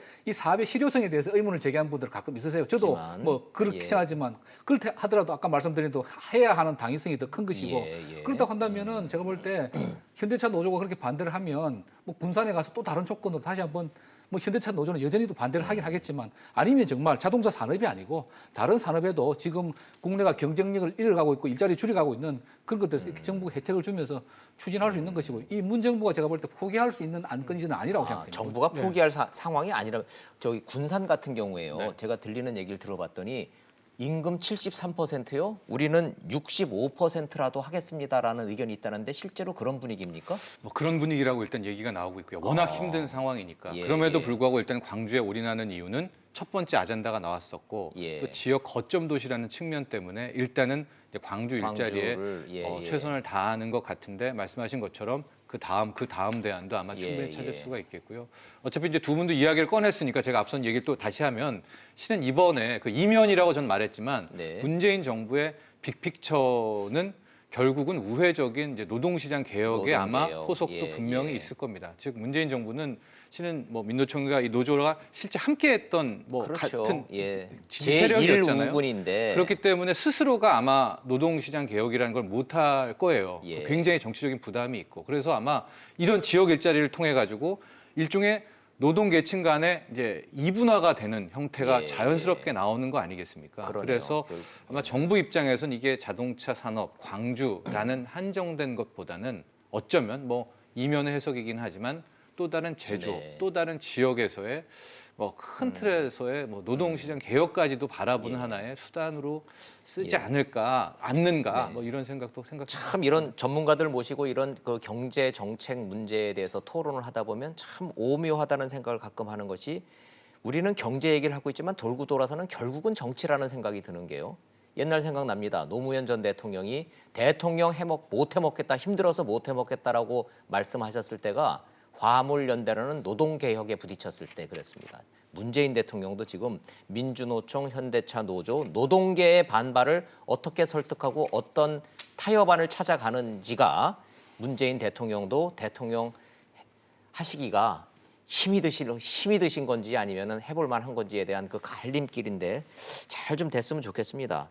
뭐 다른 얘기지만 윤장현 전 광주시장이 지금 가짜 권양숙 여사님 그 보이스피싱에 속해서 지금 모양새가 우스워지셨지만 이 광주형 일자리라는 거 얘기 나온 지 참 오래된 내용이고 아이디어가 참 좋은 아이디어였었는데 조영철 교수님 저 민주노총은 더 이상 사회적 약자가 아니다라고 임종석 비서실장이 얘기하는 거 보면은 정부가 어떤 형태로든지 설득을 하든 힘으로 누르든 노동개혁을 이번에 하겠다는 의지가 있다고 보십니까? 아니면 그거는 이제 이게 정치의 영역으로 또 가면 좀 복잡한 예, 얘기긴 예. 합니다만은 그런 의미라기보다는 이제 섭섭함의 표현이라고 생각을 합니다. 그러니까 우군인데 좀 안 도와준다. 도와줄 거라고 예, 생각을 했는데 이제 저렇게 나오니까 그렇게 이제 약간 감정이 섞이는 그런 그 섭섭함을 표현한 거라고 생각하고요. 그게 아주 정말 진짜 이렇게 어떤 독한 마음을 품고 뭘 그런 건 하겠다는 아니다. 뜻은 예, 아니다고 저는 생각합니다. 알겠습니다. 자, 어려운 상황이고 양쪽 얘기 들어보면 이해 못할 바는 아니나 조금씩들 양보해서 이것만큼은 일단 한번 출발시켜야 된다라는 당위성이 있다. 이렇게 정리해도 될까요? 세 분 전문가들도 그 점에 대해서 동의하시는 거죠? 출발 자체가 굉장한 의미가 있다고 저는 생각합니다. 의미가 있는 거기 때문에 포기하지 말고 끝까지 설득해서 한번 타협안을 만들어 보자로 한번 정리하고 저 오늘 이제 토론은 그 광주형 일자리 문제를 좀 정리하도록 하겠습니다. 제가 좀 일찍 마치는 이유가 이 얘기를 안 할 수가 없어서 그렇습니다. 새 경제사령당 홍남기 후보자 웬만하면은 국회 인사검증에서 특별히 하자가 없는 분이기 때문에 인사청문회 채택될 걸 줄 알았는데 그게 안 됐어요. 정평론가님. 네. 결론이 어떻게 난 겁니까? 일단은 부적격이에요? 그렇다고? 그것도 아니잖아요. 아니죠. 예. 그 채택 불발인 거죠. 보고서 채택을 안 한다? 아예 안 하는. 그러니까 뭐 아예 언급하지 않겠다라는 뭐 그런 반응이었었던 그럼 뭐 대통령이 그냥 뭐, 네. 뭐 야당 반발에도 불구하고 그냥 임명해버리면 그만이겠네요. 네, 아마 야권에서는 이제 큰 틀에서 경제 정책이 바뀌지 않았는데 수장을 바뀌는 게 무슨 의미가 있느냐라는 뭐 일관된 주장을 통해서 네, 네. 아마 인사 보고서, 이 청문회 보고서 채택 불발이라는 뭐 강수를 둔 게 아닌가 보여집니다. 네. 국민 여러분들이 궁금해하는 부분이기 때문에 이건 한번 정리를 좀 하고 가죠. 야권의 주장은 경제부총리를 교체하라는 요구가 아니었었고 소득 주도 성장이라는 문재인 정부 경제 정책의 실패를 인정하고 그 기조를 바꿔라라는 요구였는데 사람만 바꾸고 소득 주도 성장 정책 유지하기 때문에 우리는 인정하지 없다 이 주장입니다. 자, 전문가들 의견 좀 한번 여쭤보죠. 김현학 교수님. 네. 자, 야당의 주장과 이 문재인 정부의 정책 기조 이 고수 방침 어떻게 보세요, 전문가들은? 저는 상당한 정책 기조의 변화가 있을 걸로 봅니다. 그러니까 말만 안 바꾸다고 하지. 근데 어쩌면 소득 주도 성장이라는 것이 문재인 정부의 어떤 캐치프레이즈인데 예. 그 워딩 자체를 바꾸기는 굉장히 어렵습니다. 어렵다. 근데 네. 이제 홍남기 부총리 내정자, 예. 뭐 저도 개인적으로는 외국 유학 시절에 같은 시기에 같은 네, 지역에 네. 같이 해봐서 좀 개인적으로 조금은 아는 사이인데 굉장히 합리적이고 차분하고 자기 공을 내세우는 분이 아닙니다. 그렇죠. 조용히 이게 뭐 예. 말로서 떠들기보다는 예. 조용히 실천하는 스타일입니다. 근데 요번에 인사청문회 때 이 양반이 이제 이야기하신 걸 쭉 들어보면 행간을 가만히 읽어보시면 상당한 정책 기조의 변화를 시사를 합니다. 물론 그걸 읽으셨군요. 예, 소득 주도 성장을 계속한다고 말하지만 최저임금 속도 조절 필요하다라고 했고요. 네. 최저임금 결정 방식도 지금 문제가 있다. 바꿔야 되겠다라고 아하. 얘기했고요. 탄력 근로제 이거 지금 문제가 있으니까 좀 뭐 도입해야 된다는 그런 취지로 지금 이야기를 하고 있고요. 그다음에 이제 무엇보다도 제가 기대하는 것이 이분이 미래부 차관을 했었어요. 그래서 예. 이른바 4차 산업혁명이라든지 뭐 5G가 가져올 새로운 어떤 그 산업혁명의 그 어떤 그 흐름에 대해서 트렌드에 대해서 잘 알고 있습니다. 그래서 이분이 이제 지금 새로운 기술들이 등장하면서 우리가 흔히 말하는 혁신성장을 통해서만이 진정한 의미의 성장을 할 수 있다라고 하는 네. 거를 알고 있고 그거를 가끔씩 이야기를 하고 있고 또 아마 12월 중순에 이제 앞으로 내년도 경제 정책 방향에 대해서 보고서를 발간할 예정인데 겉으로 이제 나타나는 소득주도 성장을 뭐 폐기한다든지 그런 이야기는 할 수가 없죠. 그리고 네, 뭐 해소도 안 되는 것이고 예. 그렇지만 실질적으로 그간에 누적돼 왔던 문제점에 대한 반성과 예. 또 합리적인 방향으로 개선 이런 것들은 상당 부분 있을 걸로 저는 기대를 하고 있습니다. 대놓고 바꾼다고 말은 안 했지만 내용을 들어보면 실질적으로 정책을 바꾸겠다는 걸로 해석을 예, 하셨습니다. 행간을 보면 그렇게 읽힙니다. 저는. 그렇게 읽으셨군요. 조 교수님도 동의하십니까? 아니면 뭐 대체적으로 동의합니다. 그러니까 이번에 불발된 게 야당 쪽에서 홍남기 부총리 후보 개인의 자체를 문제 자체에 삼은 게 대해서 아니죠? 뭐 문제 삼은 건 없고요. 예, 예. 그러니까 뭐 대통령이 국회에 와서 시정 연설할 때 예. 기조를 유지하겠다고 했는데 대통령이 그 뭐 임명한 부총리가 나는 기조 바꾸겠다 그럴 수는 없죠. 그거는 예, 예. 그럴 수가 없는 거니까. 그러니까 뭐 야당도 다 아는 거고 야당은 예. 대체로 속으로는 이 정도면 뭐 만족한다는 얘기는 안 하지만 뭐 하는 그런 거고요. 근데 예. 기본적으로 이제 이 문재인 정부가 기조를 유지한다니까 거기에 대해서 이제 그럼 채택할 수 없다. 뭐 이런 네. 정도의 분위기라고 저는 생각을 합니다. 근데 어쨌든 홍남기 부총리가 이제 부총리가 실제로 되시면은 지난번에 이제 장하성 실장하고 김동연 부총리처럼 이렇게 언론의 갈등관계가 노출되는 그런 것은 저는 안 나타날 거라고 생각을 나타날 거로 합니다. 본다. 그리고 훨씬 더 될 거고요. 일단 그래서 그 뭐 약간의 갈등도 있고 그래가지고 대통령께서 그러면 소득주도 성장은 장하성 실장이 맡아서 하고 혁신 성장은 부총리가 맡아서 하고 이렇게 거기서 그렇게까지도 그 가름맛 하면서 이게 지금 이게 논란이 시작된 거예요, 네. 사실은. 그래서 근데 예. 어쨌든 혁신 성장에서 지금 사실은 또 성과가 없었던 것도 사실이에요. 그렇죠. 그래서 지금 예. 김 교수님이 지적하셨듯이 이 미래 산업 이쪽에 이제 실제로 경험이 있으신 분이고요. 4차 산업에 이런 경험분이 있기 때문에 혁신 성장 쪽에서 조금 이제 부총리가 실질적으로 재정 지원하고 예, 정책적 예. 지원을 하면은 혁신 성장 쪽에 좀 이렇게 실적이 성과가 나오지 않을까라는 좀 기대를 해봅니다. 예, 두 분 교수님은 홍남기 부총리 내정자에 대해서 굉장히 기대감이 크신 것 같습니다. 바뀔 거 실질적으로 바뀔 거다, 불협화음은 안 나올 거다까지 좀 전망하셨고, 좀 까칠한 질문을 좀 평론가님한테 좀 드리면 어찌 됐든 그 새로 청와대 정책실장 대신 김수현 신임 정책실장은 그립이 더 강하고 문재인 정부의 소득주도 성장의 근간이자 상징처럼 돼 있는 분인데 이 그립을 놓을까요?라는 의구심이 시장에 존재하지 않습니까? 그러니까 그립을 쥐고 있는 듯 보이지만 실무에서는 놓는 그런 포석을 둔 게 아닌가 저는 예상을 그래요? 했었어요. 야당에서는 오히려 홍남기 부총리가 대가 약해서 청와대 바지 사장이다라고 지금 얘기를 하고 있는 근데 있어서. 그날 이제 그래서 여쭤보는 청문회를 겁니다. 한 시간 예. 동안 꼼꼼히 다 봤는데 그때 가장 좀 불거치 화를 냈던 의원이 정의당의 심상정 의원이었었거든요. 아하, 네, 그때 네. 무슨 멘트였냐면 이 홍남기 이제 부총리가 후보자, 후보자가 그 업종별 차등, 그러니까 최저임금 업종별 차등 적용에 대한 이야기를 거침없이 막 꺼내더라고요. 왜냐하면 왜냐면 노동계가 제일 싫어하는 얘기잖아요. 정의당 그렇죠. 입장에서는 절대로 받아들일 수 없는 내용이고. 하고 최저임금이라는 자체가 실은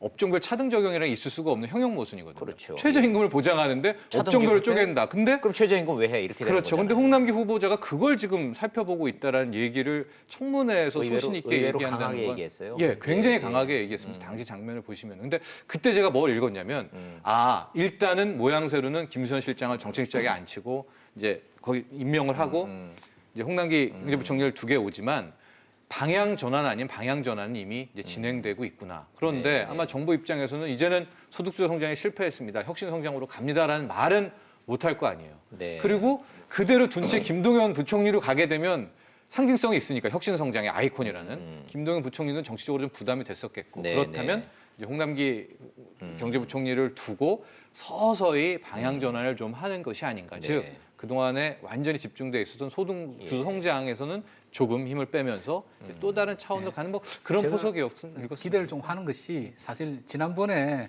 그 장하성 실장하고 김동연 부총리는 개성이 굉장히 강한 분들이셨어요. 네, 네, 그래서 사실 그래서 난 내부적으로 치열하게 토론하더라도 외부에 비춰지는 모습은 입이 맞춰져야 되는데 외부에도 불협화음이 많이 노출되지 않았습니까? 그랬죠.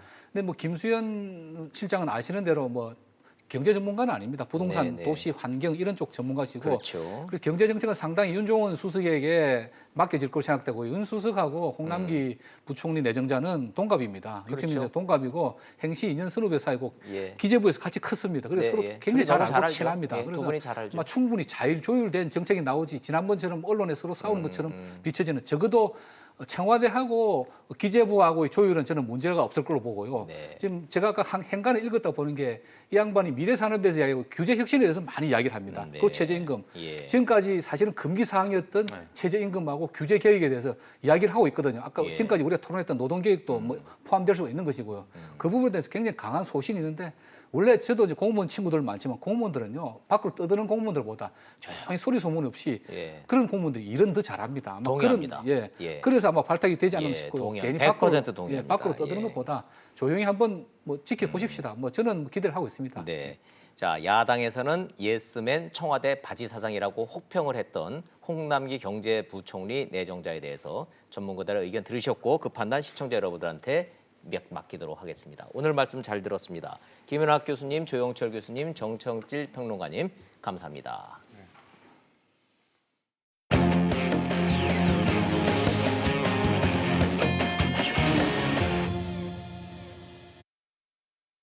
해외 순방 마치고 귀국한 문재인 대통령이 맨 먼저 한 일이 조국 민정수석 재신임이었습니다. 공직기강 잘해라 이런 뜻이었는데 어떤 의미가 있는지 청와대 영상 보시고 이슈 따라잡기 돌아오겠습니다. 문재인 대통령은 순방에서 돌아오자마자 곧바로 임종석 실장과 조국 수석을 불러 특별감찰반 비위 의혹 대면 보고를 받았습니다. 문 대통령은 그 자리에서 사건 대처에 문제가 없었다며 조 수석을 재신임하고 대신 개선 방안 마련을 지시했습니다. 문재인 대통령은 조국 민정수석에게 청와대 안팎의 공직기강 확립을 위해 관리 체계를 강화하는 한편 청와대 민정수석실 관계자는 과거 같으면 그냥 넘어갔을 일들을 원칙대로 처리했고 그래서 잘못 없는 특감 반원들까지 전원 교체했던 거라고 말했습니다. 자유한국당은 즉각 비판에 나섰습니다. 독선적 국정 운영이 박근혜 정권과 다를 게 없다면서 이제 대통령이 결단할 시점이라며 사실상 조수석의 해임을 촉구했습니다. 잘못한 게 많은데 쌓이고 쌓인 만큼 이제 대통령께서 결단을 해야죠. 조국 수석이 사실은 특별히 좀 그 고민을 많이 했었어야 돼요. 그런 권력은 아차하는 순간에 옆으로 간다고. 야권 공세에 대해 청와대는 정면 돌파 방침을 분명히 하면서 검찰 추가 조사 결과가 나오면 국민이 올바로 평가할 거라며 자신감을 보이기도 했습니다. 이슈 따라잡기로 돌아왔습니다. 최진봉 교수님 나오셨습니다. 어서 오십시오. 안녕하세요. 네, 추운 날씨에 또 오시느라고 고생하셨습니다. 감사합니다. 조국을 지켰어요. 예, 그랬죠. 그렇죠? 조국을 지켜라 해서 조국을 지켰다로 시제가 바뀌었습니다. 그렇습니다. 어떤 정치적 의미가 있을까요? 그럼 첫째로는 뭐 지난번에 제가 잠깐 언급해드린 것 같은데 조국 수석이 갖고 있는 상징적 의미는 사법개혁입니다. 그러니까 검찰 개혁이나 사법개혁의 상징적인 인물인 조국 수석을 유지함으로써 문재인 정부가 적폐청산과 함께 사법개혁에 대한 강한 드라이브를 계속 걸겠다라는 정치 의미가 있다고 봐요, 저는. 그러니까 잠깐만요. 이 대목에서 그러면 예. 그러면 조국을 경질할까 잠깐 고민해봤더니 사법개혁을 조국만큼 할 사람이 없다. 그냥 가자. 이런 구도로 흘러갔다는 말씀이세요? 제가 볼 때는 처음부터 아마 조국 수석 견일에 대해서는 얘기를 안 했을 거예요. 아예 생각조차 안 했을 안 거다. 했을 겁니다. 그러면 네. 반대로 조국 수석은 사의를 표명했었을까요? 아니면 안 가만히 했을 거라고. 있었을까요? 저는 가만히 있었을 거라고 가만히 봅니다. 있었을 거다. 예, 예. 그럼 애초에 그러면 야당은 말 그대로 야당의 공세에 불과했네요. 그렇죠. 정치적 조국 공세. 수석 바꿀 생각은 대통령도 뭐, 없었고 예. 본인도 물러날 본인도. 생각이 없었다. 예. 그렇게 아하. 보는 게 맞는 것 같아요. 그러니까 예, 예. 왜냐하면 조국 수석이나 청와대 입장, 대통령 입장에서는 이런 것 같아요. 이게 문제의 발단은 결국 그 파견 나온 하급직 하급 공무원들이었다. 직원들의 문제였고, 물론 책임의 소재에 있어서 일정 부분 뭐 예, 책임이 예. 없는 건 아니죠. 그렇게 보긴 힘들죠. 그러나 그럼에도 불구하고 대처를 잘했다고 판단을 했고, 또 하나는 그 밑에 항명 사건도 있었잖아요. 예. 그런 사건으로 보면 청와대가 적극적으로 해결하려고 노력을 했음에도 불구하고 파견 나온 직원들이 상당히 뭐랄까요, 자기들의 어떤 죄를 왜- 감추기 위해서 왜 나만 갖고 그러냐? 뭐, 그래서 예, 쟤도 그랬고 쟤도 그랬고 뭐 그런 식으로 그랬더니 나온 거죠. 조국 수석이 예, 그리고 그럼 다 가라 이렇게 된 거예요. 그렇죠. 그리고 예. 휴대전화 제출하는 제출 안 했잖아요. 맞아요. 끝까지 거칠게 항의했다. 항의를 했다고 그러죠. 얘기를 한 거 예. 보면 위쪽에서는 문제를 해결하려고 노력했지만 아래에 있는 사람들이 그 공직기관을 완전히 해이하게 만들었던 요소라고 보는 것 같고, 오히려 조국 민정수석의 조치는 잘한 거다라는 표현이 그렇게, 그래서 나오는 거예요. 청와대에서 그렇게 발표를 청와대에서 했죠. 대통령은 그렇게 지금 인식하고 계시는 예, 거예요. 맞습니다. 뭐 여기에 대해서 뭐 자유한국당이 비난하고 뭐 바른미래당 비난하는 거는 뭐 생략하고 예. 요거 하나는 좀 아픈 대목일 것 예. 같아요. 정의당이 예. 조국 민정수석 신임은 국민의 믿음을 반감시킬 것이다.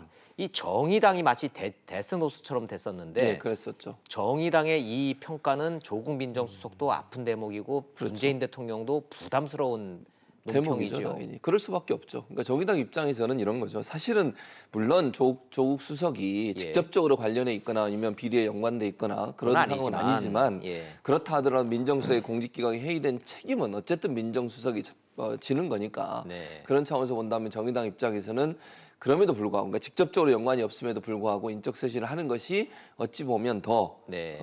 좋았을 뻔했다 이런 의도로 예, 얘기한 것 같은데, 그럼에도 불구하고 아주 강하게 조국 수석을 공격하진 않았어요. 그렇죠. 그러니까 예. 정의당 입장에서는 본인들의 지지층에 대한 어떤 그 메시지라고 저는 보여지고요. 그리고 또 정부에 대해서는 조금 더 열심히 잘해라라고 하는 어떤 따끔한 충고 이 정도의 네. 선에서 아마 정리가 된 게 아닌가 이렇게 생각이 됩니다. 전 정권 때 민정수석들 이렇게 복귀를 해보면 민정수석이 1년 넘기기 참 어렵죠. 어려웠죠. 조국 맞습니다. 민정수석 벌써 1년 6개월, 7개월 됐으니까 벌써 장수 한 민정수석 거죠. 중에 예, 끼죠. 맞습니다. 예, 그렇죠. 박근혜 정권 때는 제 기억에 보니까 보통 뭐 한 6개월 만에 뭐 경질되고 이런저런 일로 교체되고 그랬는데 의외로 문재인 대통령은 조국 민정수석만큼은 좀 오래 갈 것 같다라는 얘기도 있던데. 그럴 가능성이 있다고 보여요. 네.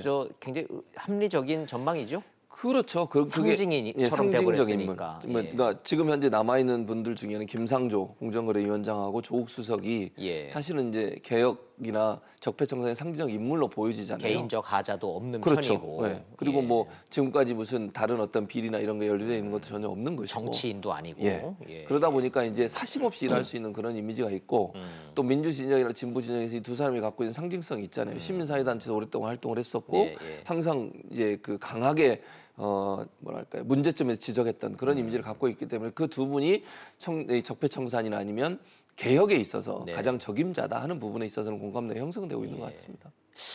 SNS만 조금 자제하시면은 특별히 이렇게 하자가 없는데 문재인 대통령 예. 허락 받고저 SNS를 하는 건지 모르겠습니다만은 전통적 의미의 비선은 말이 없다라는 이 틀을 벗어나서 직접적으로 소통한다라는 장점은 있지만 민정수석이 나서서 이 SNS를 하면서 이게 뭔가 좀 이 기존의 룰을 자꾸 어기면서 국민들의 의견이 분분하게 만드는 측면은 좀 있는 것 같고. 그렇죠. 그러니까 SNS를 하는 이유가 예. 그럼 지난번에 잠깐 그 얘기가 나왔는데 비서실 차원에서 회의를 하면서 그런 얘기를 했다는 거예요. 우리가 적극적으로 우리 지지층에 대해서 메시지를 전하자. 그러니까 지지층을 그렇죠. 한테 네. 메시지를 전하는 건 좋은데 예. 청와대는 반대 진영에서. 지지층이 아니라 반대하는 온 국민도 앞당도 내 땅이고 뒷땅도 내 땅 아니에요. 뭐 그러면 그런 의미죠. 다 끌고 가야 된다는 입장에서 보면은 좀 부정적인 측면이 좀 그럴 수 있는 것 있죠. 같은데 네, 네. 한번 좀 지켜볼 대목이기는 예, 해요. 오래 맞습니다. 갈 것 같으면은. 근데 뭐 제가 볼 때는 앞으로는 SNS 그렇게 많이 할 것 같지 않아요. 그당 이제 지난번에 그때는 이제 사안 때문에 그렇게 한 것 같고 예, 제가 볼 좀 때는 근거가 있어요? 안 할 것 근거는 같아요? 없습니다. 제 개인적인 생각이 개인적인 그렇습니다. 생각이, 왜냐면 예. 이제 지금 상황으로 봐서 본인이 SNS를 하는 것이 청와대에 부담이 되거나 대통령에 부담이 된다고 하면 본인은 안 할 거라고 저는 보거든요. 네. 그런 차원에서 아마 비서 입장에서 그런 부분들을 고려한다고 하면 좀 줄일 가능성은 충분히 저는 있다고 봅니다. 그러네요. 예. 예. 뭐 임종석 비서실장이야 뭐 계속 정치를 하실 분이니까 그렇죠. 그렇다 치더라도 네. 조국 민정수석이 저 배지 달라고 저러는 건 아닐 테니까 그렇죠. 그런 그렇게 믿음은 보는 있잖아요, 거죠. 국민들이. 그럼요. 네, 예. 그런 믿음이 있죠. 무엇보다 문재인 대통령이 본인이 민정수석 시절에 노무현 정권 때 예. 1년 내내 시달리다가 결국은 야당 공세에 밀려서 민정수석 교체돼서 나간 적이 있잖아요. 그렇죠. 그렇죠? 네, 맞습니다. 예. 그런 기억도 작용을 했을 가능성도 그럼요. 그럴 있겠죠. 가능성이 충분히 있다고 저는 봅니다. 좋습니다. 예. 자, 이런 분위기라면 예. 문재인 대통령이 왜 조국을 지켰는지 예. 이제 충분히 좀 설명이 됐을 것 같아요. 예. 시청자 여러분, 좋습니다. 예. 좀 그 정도로 가고 예. 그 다음에 갖고 오신 내용이 뭐 윤장현 전 윤장현. 광주시장 얘기인데, 이분 지금 어디 외국 계신다며요? 그 뭐 네팔에 계신 걸로 알려지고 있어요. 예. 근데 근데 뭐 인터뷰는 또 하시대요? 예, 인터뷰를 했어요. 연합뉴스하고 뭐라고 인터뷰를 했는데 그래요? 뭐라고 그랬냐면 저는 이제 이 노무현 전 대통령을 지키기 위해서 바보가 됐다. 이런 얘기를 바보가 했어요. 됐다. 바보 노무현을 지키기 위해 내가 바보가 되기로 했다. 그러니까 가짜 권양숙 여사를 사칭한, 그러니까 예, 권양숙 여사를 예. 사칭한 사람으로부터 전화를 받고 돈을 줬고, 예. 그리고 또 그 사람의 자녀 2명을 또 취업까지 시켜줬잖아요. 근데 그 아니 그런데 예. 이게 참 저도 참 민망하기는 네. 한데 국민들이 갖고 있는 노무현 전 대통령에 대한 이미지를 생각을 해 보면 예. 사기꾼이 예. 자 노무현 전 대통령한테 이 바람을 폈다. 예. 그래서 혼외자가 있었다. 그렇게 얘기했죠. 근데 이들을 좀 챙겨줘야 되겠다. 예. 그거를 믿었단 얘기잖아요. 그렇죠. 그러니까 이해가 안 되는 거죠. 노무현 전 대통령이 그런 이미지는 없지 전혀 않았어요, 없죠. 솔직히? 전혀 없죠. 예, 예. 그러니까 그거는 근거도 없고 예. 상식적으로도 이해가 안 되고 그런 상황이잖아요. 근데 근데 예. 저 혼외자라고를 했었다는 그 노무현 전 대통령의 을 주장했던 예. 그분이 시장실로 왔다며요. 예, 시장까지 찾아왔어요. 2명을 데리고. 애들 데리고. 그 1인 2역을 했는데 예. 처음에 전화할 때는 본인이 권양숙 여사인 것처럼 연기를 했어요. 했고. 경상도 사투리를 쓰면서. 예. 그러면서 그 뒤에 문자를 하나 보내요. 이 전화번호가 있는데 이분이 노무현 전 대통령 혼외자를 기르고 관리하고 있는 분입니다. 여자다. 네, 그러니까 예. 전화해봐라. 그러니까 윤장현 시장이 전화를 하는 겁니다. 그 예. 사람한테.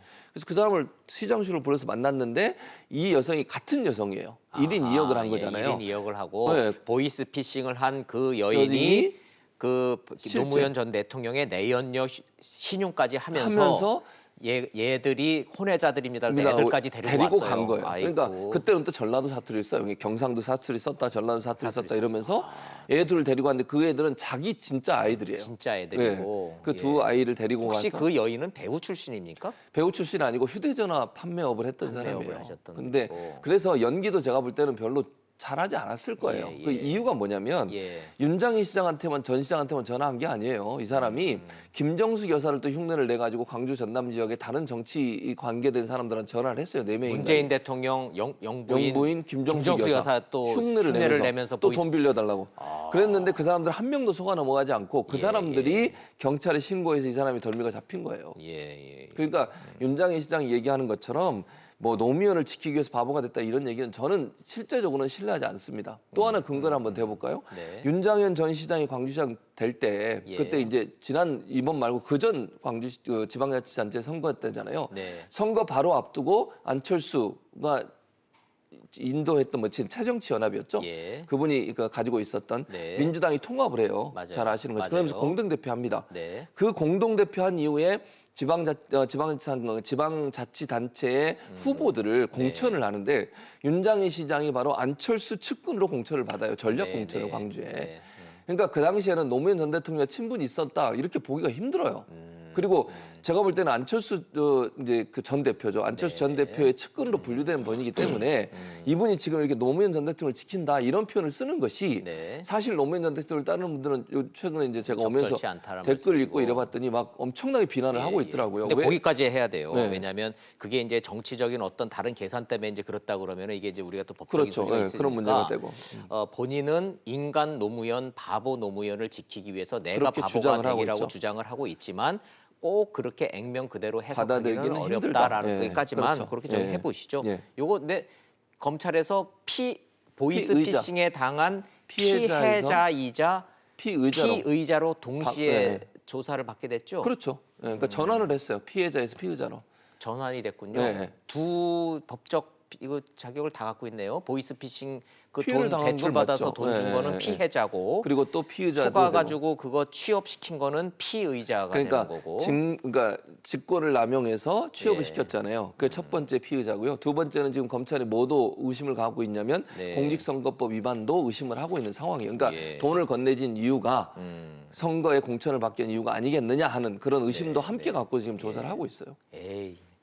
저 같으면은 누가 나한테 전화해서 노무현 전 대통령 내연녀 혼외자 이런 얘기하고 그러면은 예. 다른 건 몰라도 노무현 전 대통령은 그런 사람은 아닙니다. 그냥 그렇죠. 딱 단호하게 얘기할 그렇게 해야 것 정상인 거죠, 사실. 같은데. 예, 저도 에이. 저 같아도 그럴 거 욕을 해줬을 것 같아요. 뭐 하는 짓이냐고. 그러게요. 정치적인 성향과 그에 대해서는 공과에 대해서는 다 찬반 의견이 있을 수 있지만 예.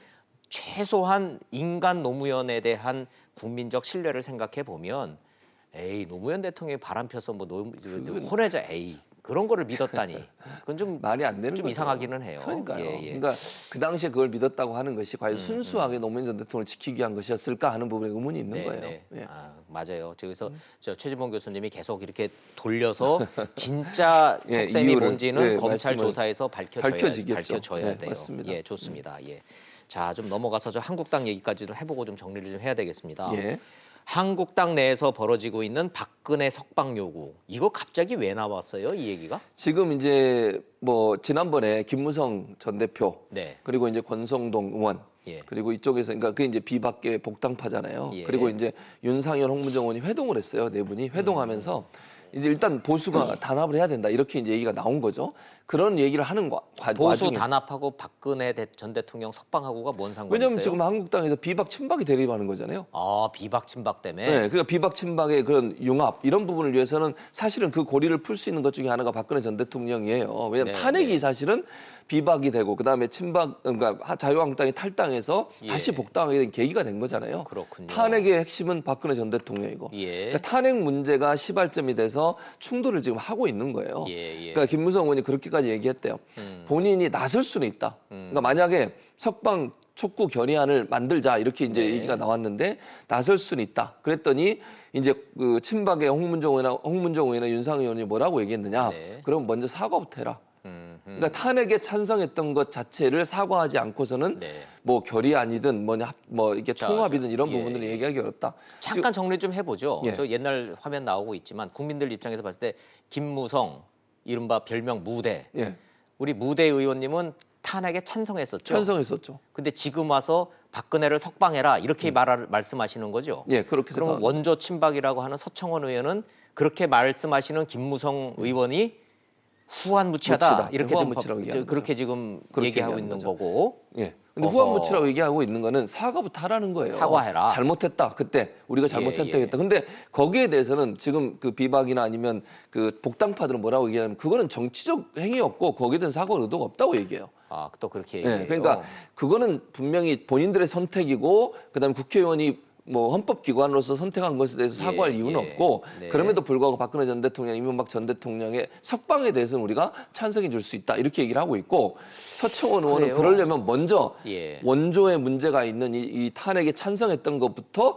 반성하고 시작하자 이렇게 얘기하고 있는 거죠. 뭐 양쪽 얘기가 뭐 들어보니 뭘 갖고 싸우는지는 이해는 되는데 말이죠. 예. 국민들 입장에서 보면은 좀 혼란스럽기는 합니다. 먼저 예. 박근혜 전 대통령이 지금 2심 끝나고 대법원 최종 판결 기다리고 있잖아요. 그렇죠. 재판 안 끝낸 상황 아닙니까? 안 끝냈는데 하나는 끝났어요. 확정 판결이 된 게 있죠. 확정 판결된 게 예, 있다. 그렇죠. 근데 그게 다 이제 병합되고 있잖아요. 병합되고 있죠. 예. 근데 그 전에 일단 석방부터 시켜라. 이 요구다라는 얘기인데 예. 이걸 국회로 보낸다는 얘기입니까? 아니 결의안을 만들자는 거예요. 국회에서 결의안을 만들어서 어허. 통과를 시키자는 건데 그러려면 자유한국당이 먼저 의견이 합쳐져야 되잖아요. 이제 그런 부분들이 논의하는 과정에 있는 것이고 많은 사람들이 이제 생각하기는 김무성 전 대표가 네. 본인이 당권에 도전하기 위해서 지금 이런 분위기를 조성하는 게 아닌가 하는 의심을 하고 있는 거죠. 아, 그러니까 거기도- 서청원 예, 의원도 예. 그런 점에서 만약에 당신이 그렇게 하려면 먼저 우리한테 사과부터 해라. 그러지 않고서는 우리가 도와줄 수 없다 이렇게 얘기하는 거니까 김무성 의원 전 대표는 친박 끌어안아서 네. 어쨌든 본인이 당대표에서 다음 총선을 치르겠다 이런 이제 어떤 큰 그림을 갖고 있는 거고 알겠어요. 무슨 말씀인지 예. 알겠는데 설명을 들어보니까 예. 최소한 자유한국당 내부에서 박근혜 전 대통령은 살아있네. 그런 거죠. 예, 현재로서는. 살아있네요. 맞습니다. 예, 살아있습니다. 영향력을 예. 행사하고 있죠. 감옥에 가 있어도. 여전히 네. 뜨거운 감자이자 정치적 구심점인 건 맞습니다. 맞겠네요. 예, 그렇습니다. 알겠습니다. 말씀 잘 들었습니다. 예, 최 교수님 감사합니다. 고맙습니다.